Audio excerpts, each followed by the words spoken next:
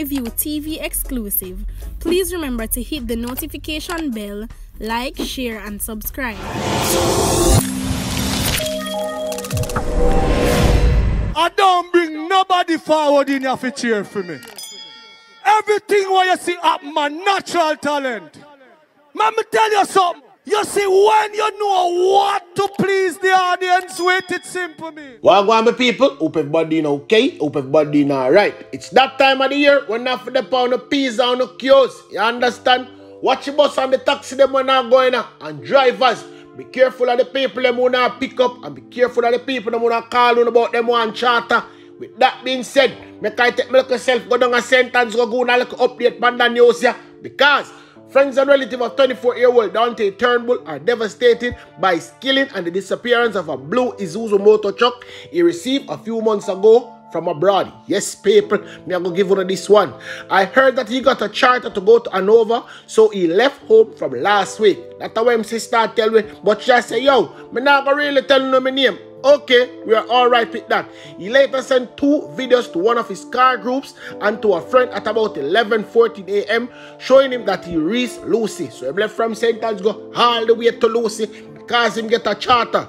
That was the final time he communicated with anyone. According to police report, Turnbull body was found on December 4th, Road All Plantation in Green Island, Hanover. It is said that his pants pocket were turned inside out. Means say, wrap them rubbing paper. Yes, then put them in their pocket and draw everything ready night. Report from the Green Island police at about 3:45 p.m. Residents discovered the body of Turnbull and alert the police. On the arrival of the police, Turnbull was taken to the hospital. Yes, they must have carried him down on the mark. I can't carry them, nobody can confirm it, you know.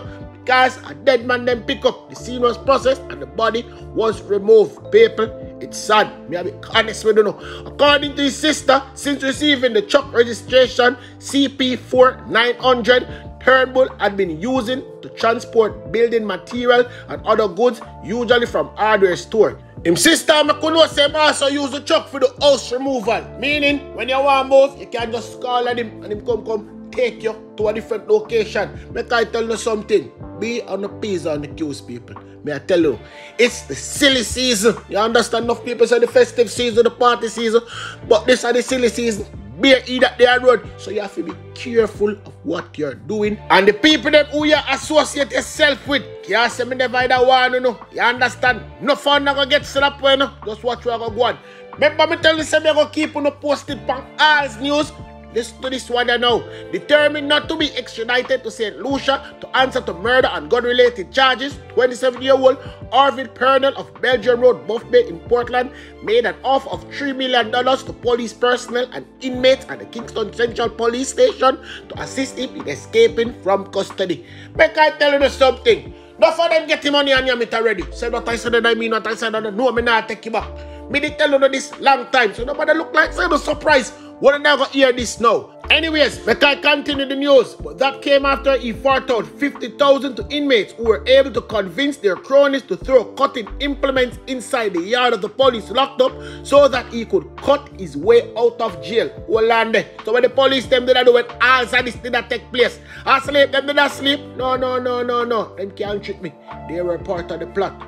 They were a part of the plot. I want you to listen to this and all my people. A special investigation by our news team revealed that Pernell boasted while he was locked up and that he would not be extradited before successfully escaping last Wednesday. But I tell you something, let him out. No escape. First, there was a report that he offered $50,000 to an inmate who could get the tools he needed to cut his way out of the cell. The money was paid and the police had informed that he planned to escape from the less than secure cell 6 on the short side of the lockup. At that point, he was moved to cell 9. Hold on there a bit. Hold on there a bit. They move him to cell 9 because it's easier to get out of cell 9. That's why the prisoner them behind the bars and say, no for them want to go cell 9, but them don't want to take them up there. The things you can do with money, you understand? Catch greedy, hungry belly police. Days later, it was found that he started cutting the ventilation grill, which is how several prisoners had escaped from the police locked up in the past. Hold on there.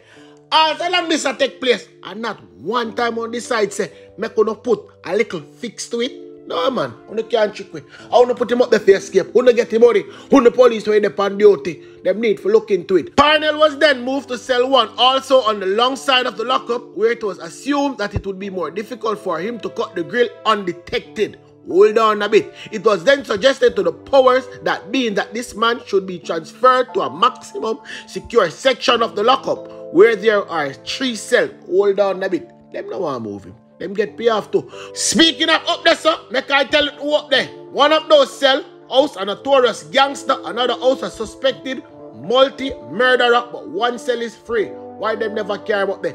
When the recommendation was rejected, it was then suggested that he move to the Horizon Remand Center. As it was clear, yes people, clear as day, that Parnell was determined to escape. I don't know why all these suggestions were rejected. That's what the source tell me. Mate who served as a jailer later reported that the key of the cell block where Parnell was being held has gone missing. The police knew that and no attempt was made to make change to the lock, nor investigation was launched to find the missing key. Them not gonna look for it, because remember say them friend and them game, you know. All of them get paid off. All of them.